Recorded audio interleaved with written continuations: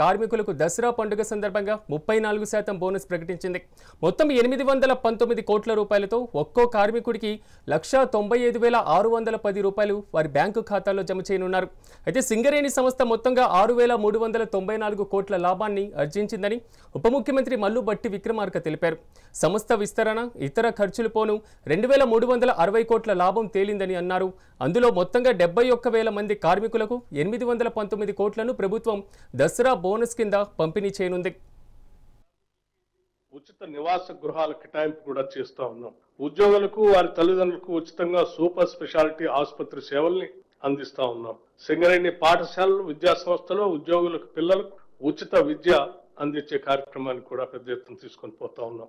EAMCET, neat తదితర పోటీ పరీక్షల్లో సత్తా చాటే ఉద్యోగులకి, వారి పిల్లలకి మెరిట్ స్కాలర్షిప్ కూడా పెద్ద ఎత్తున అందిస్తా ఉన్నాం. ఐఐటి, ఐఐఎంలో చదివే ఉద్యోగుల పిల్లలకు ట్యూషన్ ఫీజు రియంబర్స్మెంట్ కూడా ఏర్పాటు చేస్తా ఉన్నాం. క్వార్టర్లో ఉండే ఉద్యోగులకు ఉచిత కరెంట్, ఉచితంగా ఏసీ కనెక్షన్ల ఏర్పాటు కూడా చేస్తా ఉన్నాం. కోల్ ఇండియాలో లేని 10 రకాల అలవెన్స్లు ఉద్యోగులకి సింగరేణి కాలనీస్ ద్వారా చెల్లింపు చేస్తా ఉన్నాం. గత ఏడాది ఒక్క ఉద్యోగ సంక్షేమానికి సగటున 5 లక్షల రూపాయలను వెచ్చించినటువంటి సంస్థ కూడా ఈ రాష్ట్రంలో, దేశంలో ఏదో ఉందంటే అది సింగరేణి సంస్థ మాత్రమే.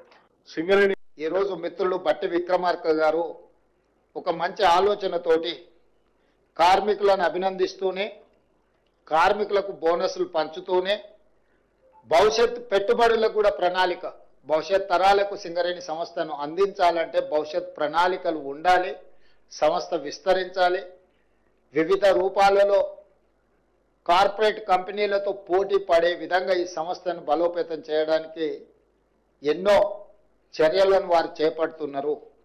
అందులో భాగంగానే లాభాలు 6,394 కోట్లు 2024-25 సంవత్సరానికి లాభాలు వస్తే అందులో కార్మికులకు పంచడానికి దాదాపుగా వారు 4,034 కోట్ల రూపాయలు ఈరోజు వారికి కేటాయించడానికి ముందుకు వచ్చిండ్రు. అదేవిధంగా భవిష్యత్ పెట్టుబడుల కోసం కూడా 2,360 కోట్ల రూపాయలు వీటిని కూడా వారు ఈరోజు భవిష్యత్ పెట్టుబడుల కోసం 4,034 కోట్ల రూపాయలు, కార్మికులకు బోనస్లు పండుగ సందర్భంగా ఇవ్వడానికి 2,360 కోట్ల రూపాయలు, ఇవి 41,000 పర్మనెంట్ కార్మికుల కోసం ఈ బోనస్. అదేవిధంగా సింగరేణిలో ఉన్న